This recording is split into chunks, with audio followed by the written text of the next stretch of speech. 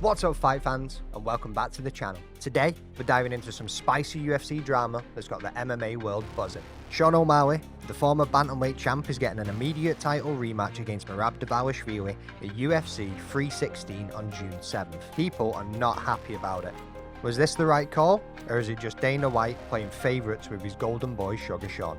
We're breaking it all down, why it's happening, why it's controversial, what it means for the bantamweight division. If you're hyped for this, smash the like button, hit subscribe, and let's get into it.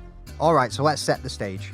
Back in September 2024 at UFC 306, you know, that insane Noche UFC event at the Sphere? Merab Dvalishvili put on a wrestling clinic against Sean O'Malley and took the bantamweight belt with a unanimous decision. Merab's grappling was relentless. 6 takedowns over 10 minutes of control time, and Sean couldn't get his striking game going. It wasn't even close on the scorecards. Merab walked away as the new champ, ending O'Malley's short title reign just after one defense against Marlon Vera. Fast forward to January 2025, and Merab defends his belt against Umar Nurmagomedov at UFC 311. Another unanimous decision, another dominant performance. The guy's on a 12-fight win streak, beating former champs like O'Malley, Henry Cejudo, Petr Yan, and Jose Aldo. Meanwhile, Sean's been on the sidelines since that loss. Recovering from hip surgery, he says messed up his training camp for the first fight. No tune-up fights, no title eliminators, just straight back to a title shot. And that's where the controversy kicks in.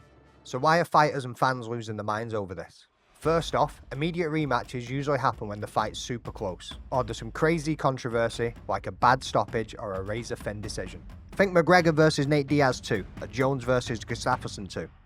But O'Malley versus Merab? That wasn't even close. Merab dominated, and Sean even admitted that he didn't perform to his best. So why does he get to jump the line? Well, here's the kicker.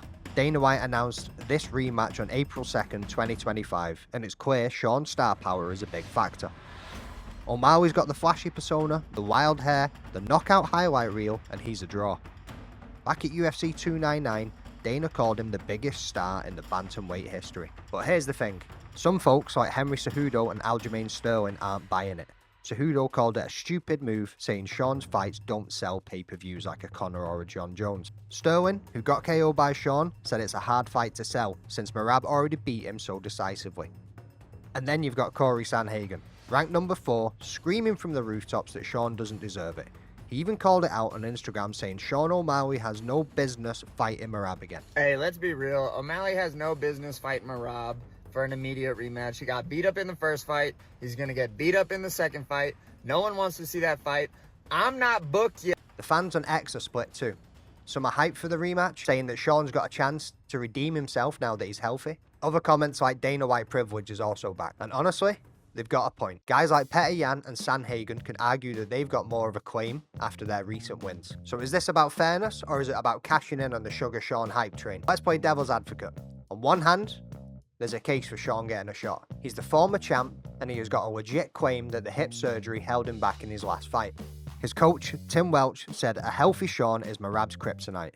Big words. Plus, rematches can be bangers when the first fight leaves unanswered questions. Sean's striking is world class. Think back to that Aljamain knockout. And if he can keep it standing, he might just clip Merab. The UFC's history is full of champs that lost the belt and came back stronger. Think TJ Dillashaw or Dom Cruz, both 2-time bantamweight kings. On the flip side though, Merab's on a tear. 12 straight wins, 2 title fights in the bag, and he's already proven that he can shut Sean down. His coach John Wood told Sports Skeeter he thinks Merab could finish Sean in the rematch. And let's not forget the division's stacked. Sanhagen's got a slick striking game, Yan's coming off a big win over Figueiredo, and even Umar Nurmagomedov could argue for a rematch after losing to Merab. Giving Sean an immediate rematch feels like skipping the line when others have a deserving chance. Daniel Cormier even warned Sean on his podcast, saying, "You're screwed if you lose again, because a second loss to Merab could tank his stock big time."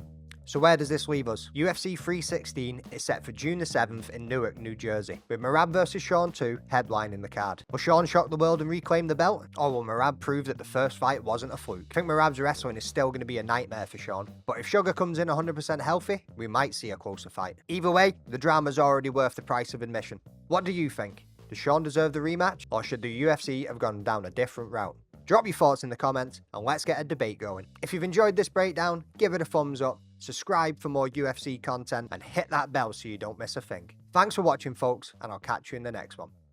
Peace.